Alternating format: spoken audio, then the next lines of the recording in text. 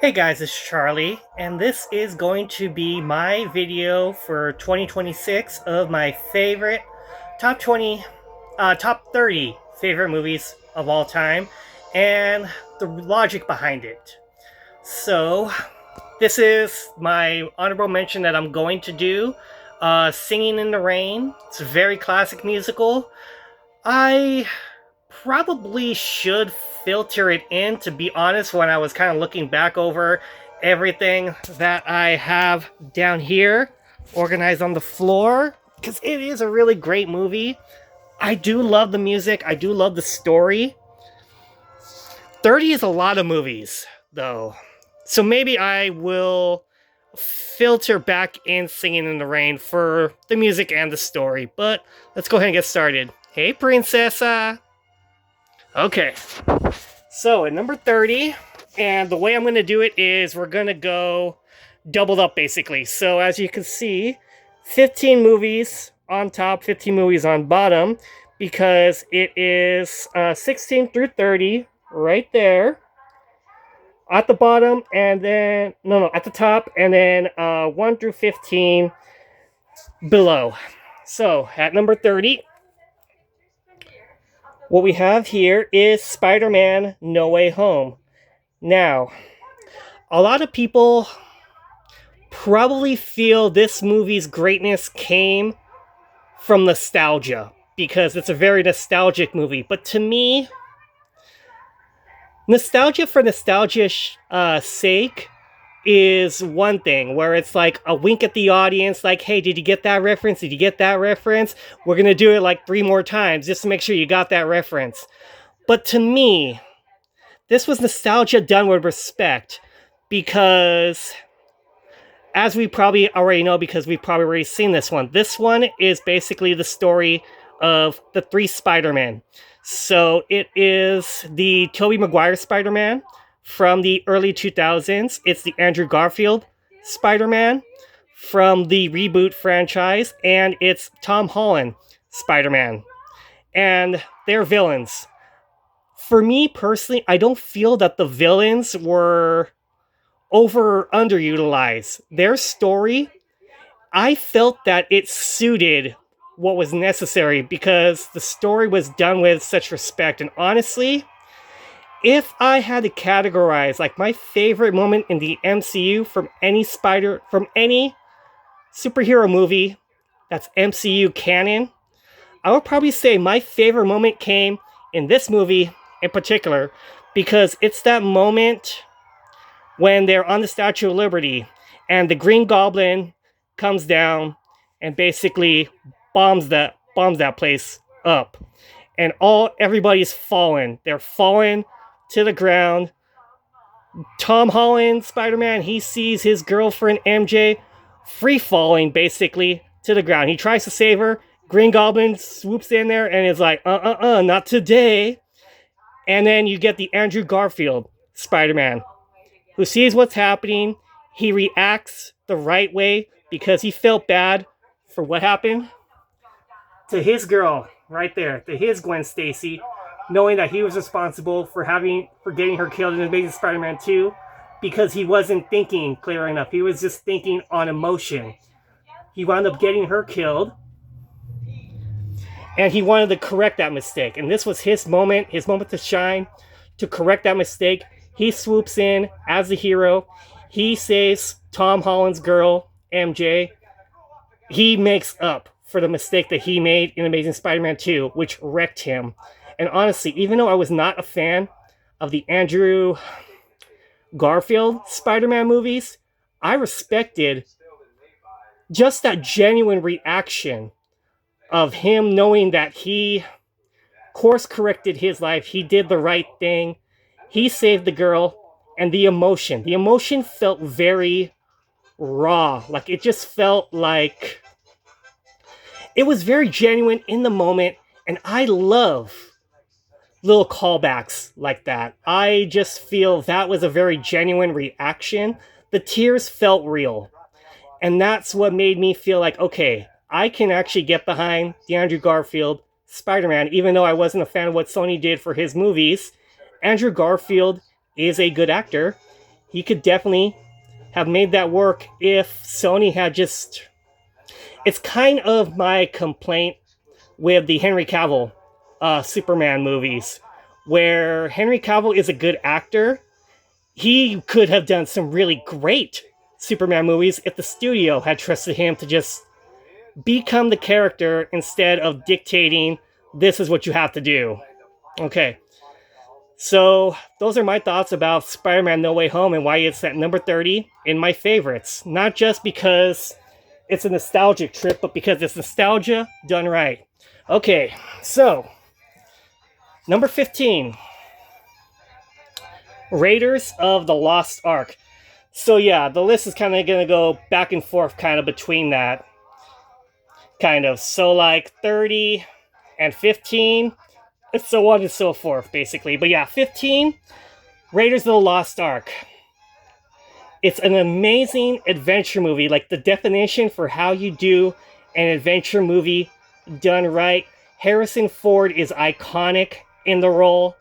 And I just love the idea of Raiders of the Lost Ark. How he's an archaeologist. He's going on these adventures. He's getting all these treasures. He's destroying the monuments as he's doing it. It's just an amazing concept for a hero.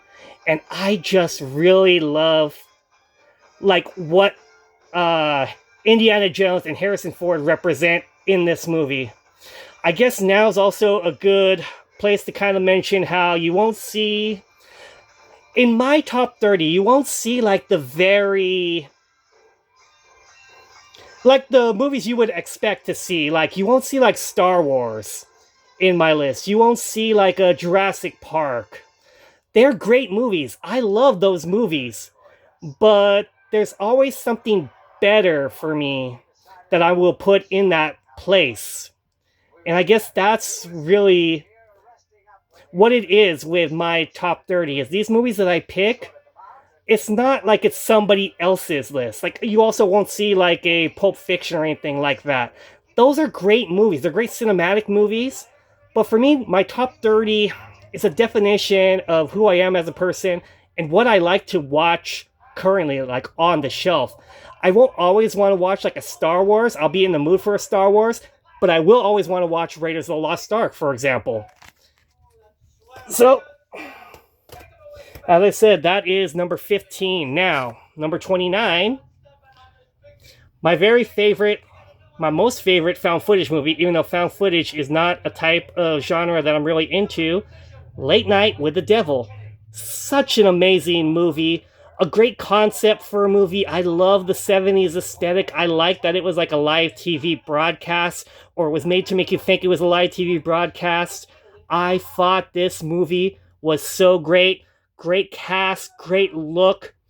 My absolute favorite movie of when it came out in 2024, because it was just an amazing film. So yes, Late Night with the Devil is right there on my 29. Okay, so now, number 14, Big Trouble in Little China. Now, I should also mention, like, the way I kind of organize some of my movies here. Like, you see that little sticker that says The Thing and Big Trouble? I double packed this guy to save up some shelf space. So I put similar movies together. So when I grab one, I'm basically grabbing the other sometimes. So sometimes it'll be just the one movie. Like in my Spider-Man No Way Home, I also have Doctor Strange, Multiverse of Madness. Because those two movies go together. They make a full movie in that sense. They go together, they complement each other. And this, for example, is like a complimentary of...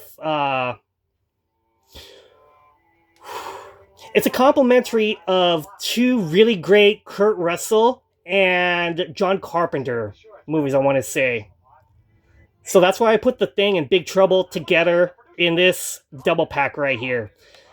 Now, the reason why I love Big Trouble in Little China, it is such an obscure movie that's got so much going on for it. It's a shame that it wasn't given much love when it first came out in 86, because it was a bad time in 86 when this one came out, because there were some really big heavy hitter movies that were out at the same time when this was out.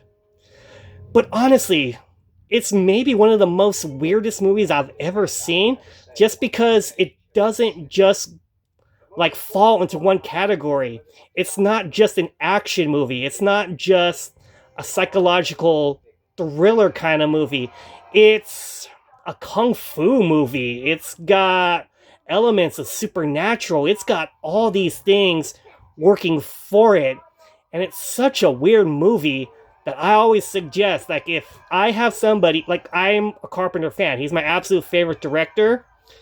If I have somebody that asks me which John Carpenter movie I should watch that isn't Halloween or The Thing, I would suggest Big Trouble in Little China, just so they can get a feel for the director's style, to see if his filmology is something you want to get into. Like, I would suggest Big Trouble in Little China before I suggest like those very basic, typical ones like Halloween or The Thing, which are great movies. But this is the one that doesn't get enough love, I feel. And it also kind of falls in that category of like Raiders of the Lost Ark adventure type too. Even though Jack Burton is kind of like the anti Indiana Jones a little bit.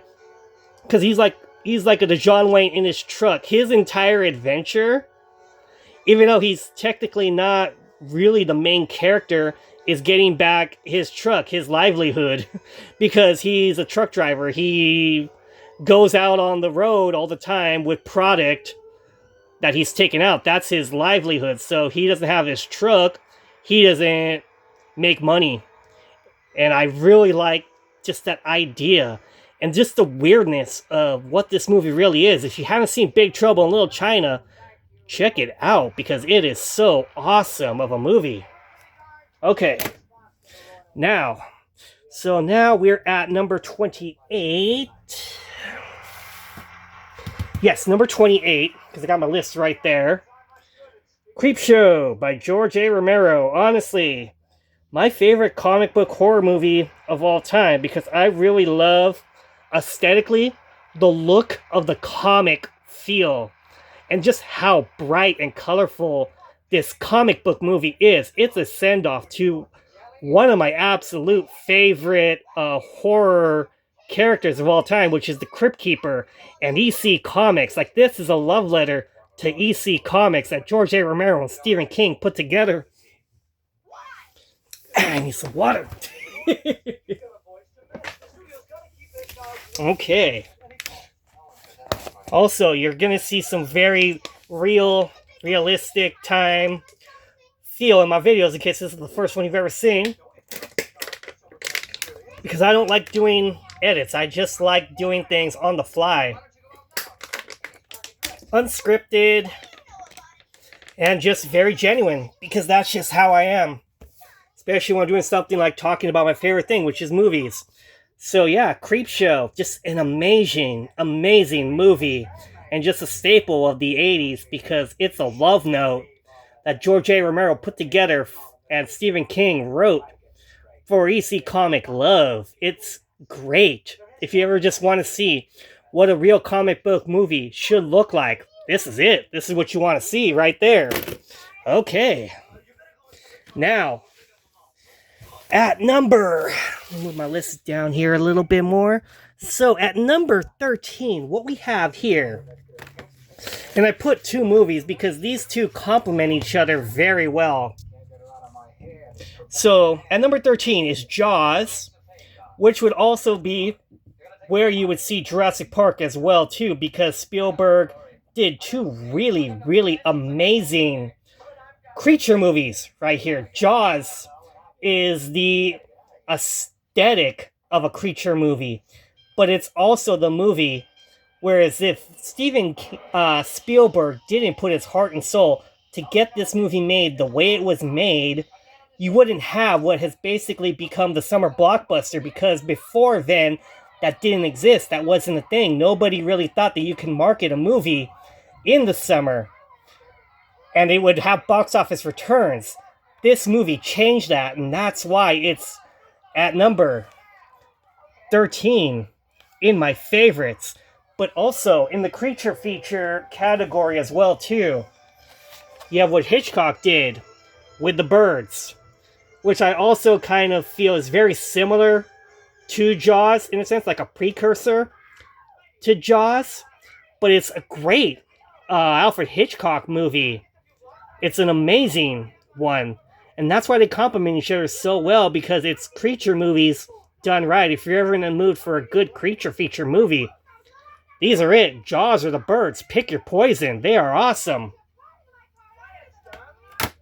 Okay. Now, at number 27, what we have here, George A. Romero's Dawn of the Dead. This is such an amazing zombie movie in general. And I like to kind of group those two together, George A. Romero's Dawn of the Dead and George A. Romero's Creepshow. Because, to be honest, they're very much in the same vein of love. Like, I love the idea, this commentary idea of like society and like mall culture. That's really where a lot of my love for this movie is, in just the idea that Romero made this commentary, basically, how we have the undead, basically, and they're trying to get into the thing they remember the most from their lives, which is like the mall culture and going around like the mall all day.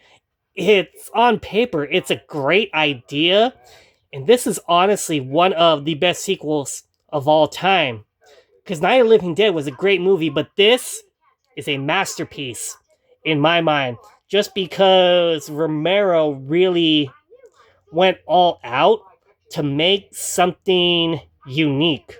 And that's what that is. That's what this is to me. It's a unique story, a unique movie, and it gave us like the ultimate zombie movie, to be quite honest. Now, at number 12.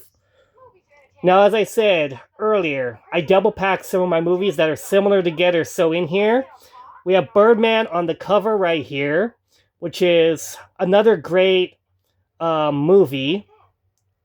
Kind of like a superhero movie. It's kind of like a love note for Batman fans that remember that Keaton was once Batman, and he's basically trying to live his way around that.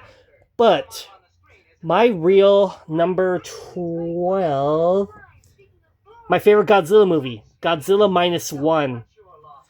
Honestly, my love for Godzilla Minus One and why it's my favorite Godzilla movie of all time, it had a human story to it. It had a human story that I was not expecting from a Godzilla movie. You go to a Godzilla movie, you want to see Godzilla destroying the city, basically. But what you have in Godzilla Minus One are these strongly written characters that have something to say. In this one, it's this guy who has very severe PTSD. He's a kamikaze pilot with PTSD. He's very ashamed of himself because he had one job that he's supposed to do. He's a kamikaze. He's supposed to fly that plane. He's supposed to die, basically. But he was so petrified, and the idea of dying was something he was so afraid of and ashamed of, and he wasn't willing to live up to his role, that he basically let almost his entire squadron get killed by Godzilla because he was afraid for his life. He was afraid for himself. He wasn't ready to make that bold move to put his own life on the line for somebody else. And that's basically what he's coming to terms with in this movie, is if he's ever going to let go of the past and make that sacrifice to put his own life on the line to save something else that matters, what people expect him to do as a kamikaze pilot. And there's so much human depth in that movie, and I look forward to seeing the new Godzilla Minus Zero that's coming out this year, because that is coming out this year, and it's going to be very exciting. I hope that they just keep that same aesthetic that they did with Godzilla Minus One. Because if they do another very similar type movie, that's gonna make bank, honestly, for both Japan and for us. So yeah, Godzilla minus one. That is definitely uh number 12 in my favorites. Now, what you got right here? Number 26. The Warriors. Come out and play. Yay! Okay, so another really great movie from the 70s that was basically 70s take on the gangs, basically, of like gang warfare and turf war and stuff like this. And this is a really great movie. And it's also one that I haven't seen very much, but I do love it. I do love the vibe that it caught of the 70s, and it's basically one of the movies that ended the 70s because it came out in 79, the same year as Alien, basically. And I love the music. I love the look. The director's cut of this movie, which also, like Creepshow, had comic book panels, it just felt like them going back and putting those comic book panels into this movie the way director Walter Hill wanted. It felt like it was just the fuller view of what this movie should have been in the 70s. But in the 70s, getting that idea of like comic book panels to actually work on film, it was out of the question. There was no way that 70s technology could have gotten this movie where it needed to be. But Walter Hill just released it the way it was, basically, without the comic book panels. And it was still a great movie. No doubt about that. But with those comic book panels that were added in later, it just felt like, again, like a living comic book, kind of. It looked amazing, I feel. So anytime I watch this movie and I sit down to commit to it, I love watching it with those comic book panels because it just feels like it just adds that layer to this movie. Hey, princess. You want to watch the Warriors? You want to watch the Warriors? You like the Warriors? Anyways, yeah. So, this one. Number 25 in my favorites because it's an amazing movie, honestly. If you haven't seen the Warriors, check that one out for sure. Okay, and then what we have here is my number 11, which is Goodfellas. There we go. Now we have less glare on that guy. So yeah, Goodfellas, my favorite mafia movie of all time. Now, this movie and The Godfather, they could almost be interchangeable, but to me, what sets this one apart from a masterpiece like Godfather is this Ray Liotta as a character, his story, because this is basically his rise and fall in the mafia. And I like that idea. Joe Pesci did a great job. De Niro always does a great job. This movie won Pesci his best supporting. I think it also got best screenplay also too, which I wouldn't doubt because it's an amazing story. And honestly, if I was going to pick a movie that had really good narration, this is it.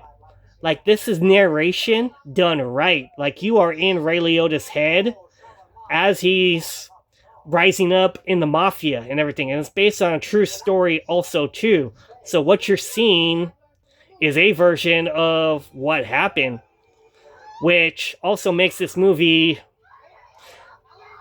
it makes it just like it's just a staple. It's a staple of what mafia life is essentially kind of like.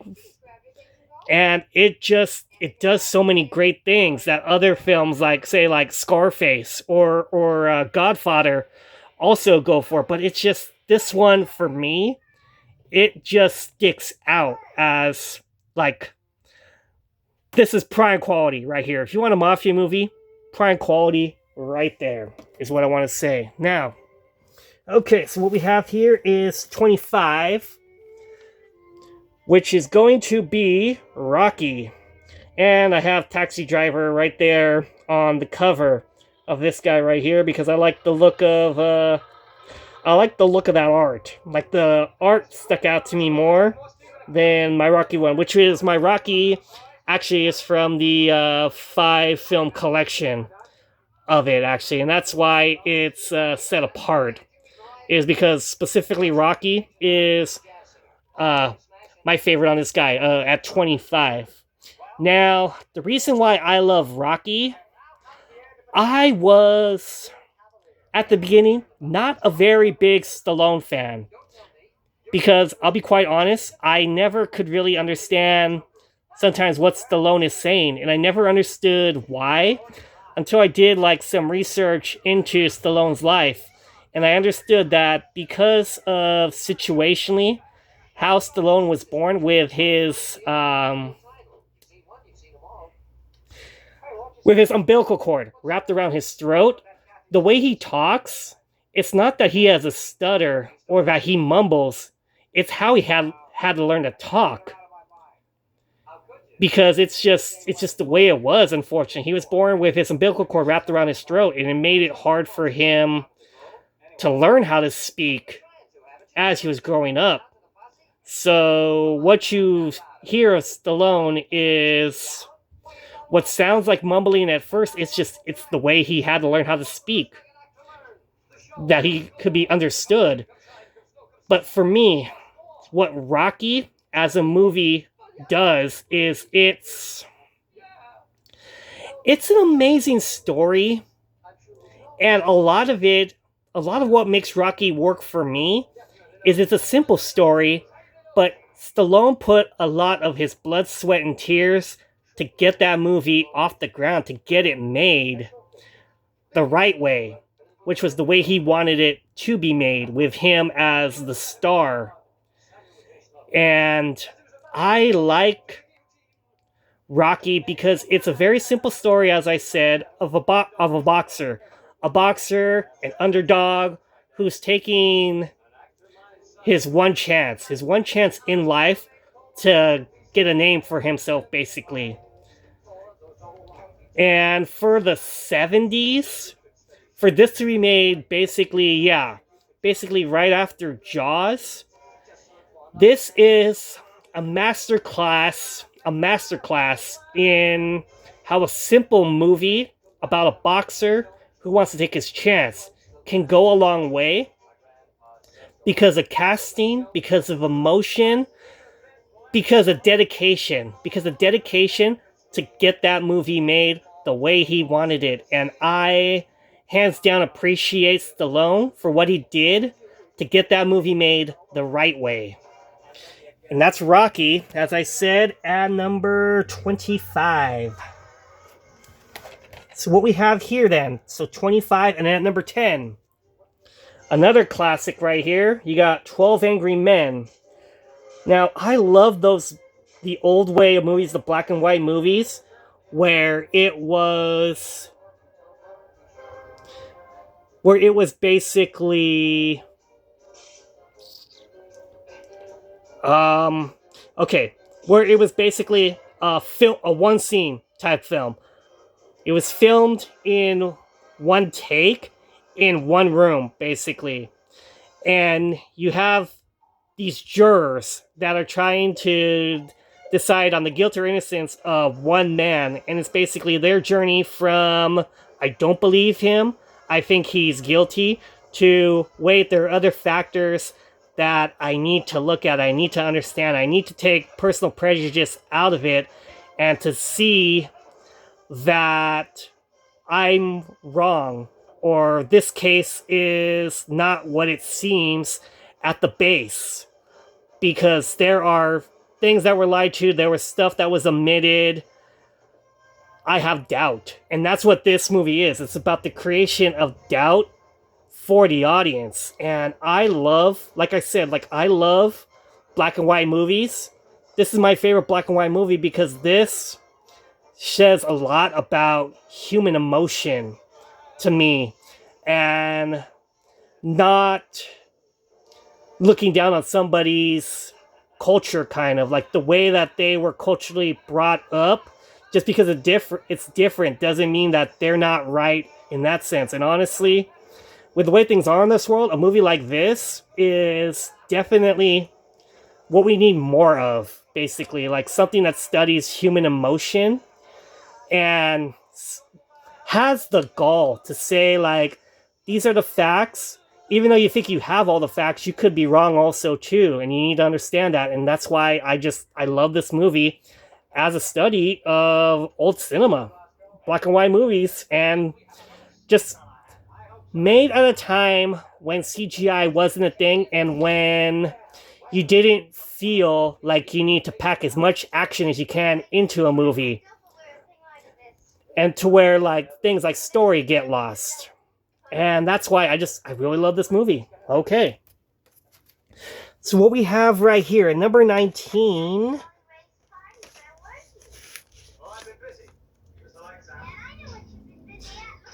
Wait, no, hold on. Okay, no. Okay, so at number 24, what we have, RoboCop. Honestly, my definition of a really awesome dystopia movie is RoboCop. It's very violent, but it also has a lot to say about the culture of the 80s and just the media culture in general. I love those little media segues in between the scenes of this one right here. And honestly, it's a really great action movie, a really great essential superhero movie. It's just perfection, absolute perfection. If you've never seen RoboCop, that's worth checking out. Try to speed things up a little bit because I'm kind of lagging a little bit here. I'm doing my best though, because I just wanted to talk about my favorite movies. So, what we have here at number 9, we have Silence of the Lambs, my favorite psychological thriller. Some people qualify this as a horror movie, and that's fine. It's got horror elements to it. What for me defines a psychological thriller, a movie like this one right here, it's one that gets under your skin. That really takes the time and effort to get under your skin and to be more, to not just have the horror just in front of you, to just like show a kill, to show blood. Anybody can do a movie with a lot of blood and gore, but a psychological thriller that gets under your skin and just creates that atmosphere, that's saying something more about the writer, about the direction, about the casting, about the way a shot is framed. This has so many great moments of shot framing, especially when you have those close-up shots of Sir Anthony Hopkins just talking as Lecter. Those moments when there's no music and the camera is just pulling in and pulling in and pulling in. That is a lot more scarier to me than a jump scare, because the actor is on top of it and the director is on top of it to make this something more than just surface level scares. And that's to me what a psychological thriller is, and why this movie defines psychological thrillers and is just a masterclass in how you do a psychological thriller done right. Because, I mean, as we all know, Hannibal Lecter, he's not in the movie for very long. He's a very scary character, but he is not the villain in this one. It's Buffalo Bill, the killer that they're trying to track. And Anthony Hopkins, Hannibal Lecter, he just has the information that he'll only give to Clarice Starling so she can help build herself up, because he has faith in her. He believes in her. Hey, Roxetta. Do you want to watch Silence of the Lambs? Do you love this movie as much as I do? My familiar? Do you think this is awesome cinema of the 90s? Yeah, you do. Good girl. Okay. So what we have here... Sorry, Roxetta, you're right on my paperwork that I need right here. Thank you. Number 23. Now, you're not going to see very many people with this on their list, and that's perfectly fine. Number 23, I have Tales from the Crypt Demon Knight. This is the very definition of a guilty pleasure for me. As I've already said before with Creepshow, I love the Crypt Keeper as a character, and I love EC Comics. And I love this movie so much because it's a very simple plot where these characters just need to survive the night.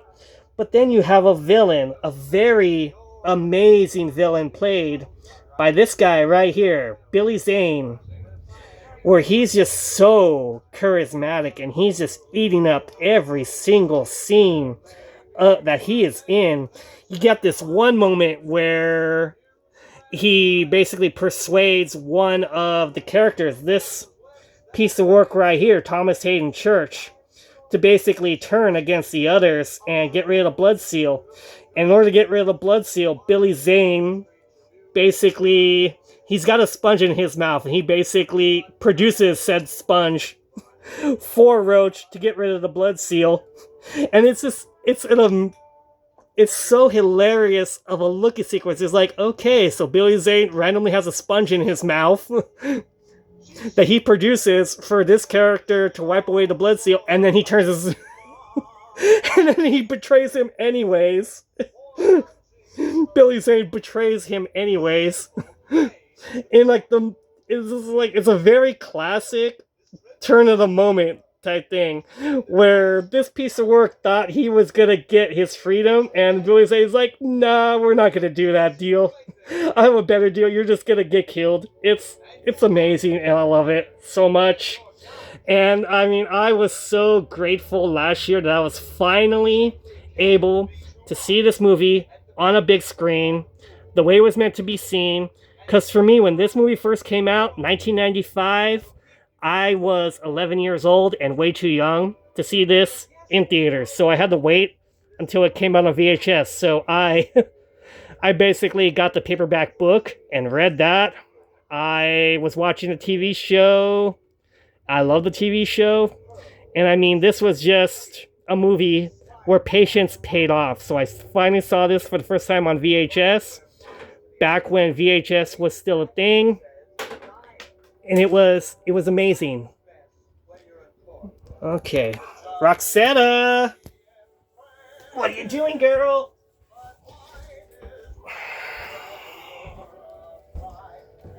Okay.